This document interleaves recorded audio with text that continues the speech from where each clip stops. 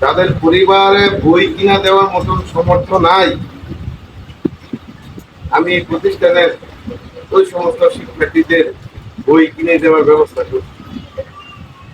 Guide বই কিনার ব্যবস্থা নাই, করার ব্যবস্থা করছি। তারপরেও কোন শিক্ষার্থীদের ছোট হইতে দিলে বলছিলে চুপচাপ তোমরা আমাদের সরকারি প্রধান শিক্ষক ম্যাডাম আছে, ওনার কাছে প্রধান শিক্ষক বুঝলো, যাতে কারো বাপ মার কাছে, বাপ মা অন্য মানুষের কাছে ছোট না আমাদের তার পরিবারের আর্থিক সমস্যা করছে। আপনারা খবর নিয়ে দেখেন, অধিকাংশ শিক্ষার্থী বিনা বেতনে পড়তেছে। এই স্কুলের যত উন্নয়নমূলক কাজ আছে, স্কুলের ফান্ড থেকে কোনো কিছু করা হয় না। যাই টাকা আসে স্কুলের শিক্ষকদের নিয়মিত বেতন দিয়ে দেওয়া হয়।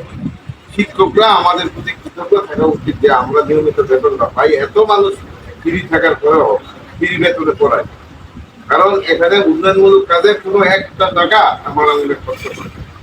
আমি ব্যক্তিগতভাবে সব টাকা পয়সা পরিশোধ করার চেষ্টা করছি।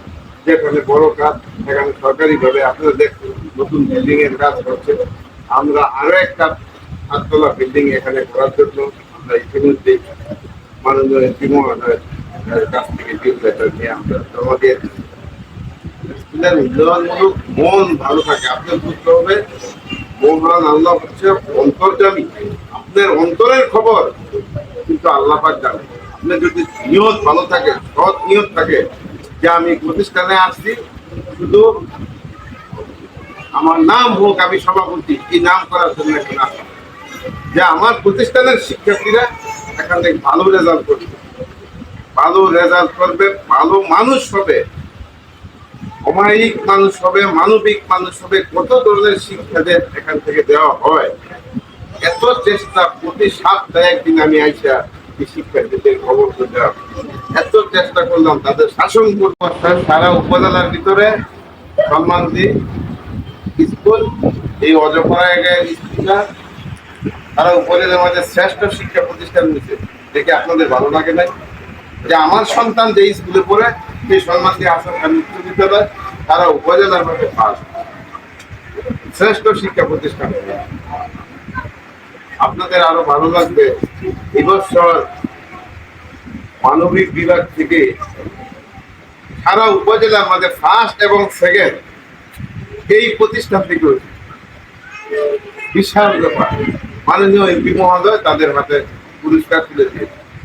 ফার্স্ট এবং সেকেন্ড দুটোই সম্মান দিয়ে হাসান খান বিদ্যালয় এই একটা অজপড়া গায়ে একটা শিক্ষা প্রতিষ্ঠান থেকে।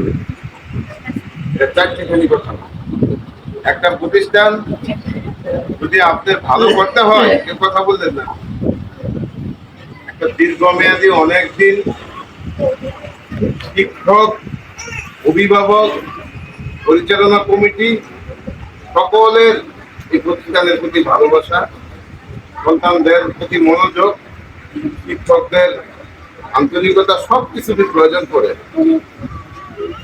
তা আমি ধন্যবাদ জানাই, শিক্ষকরা যদি ভালো না পড়াইতো,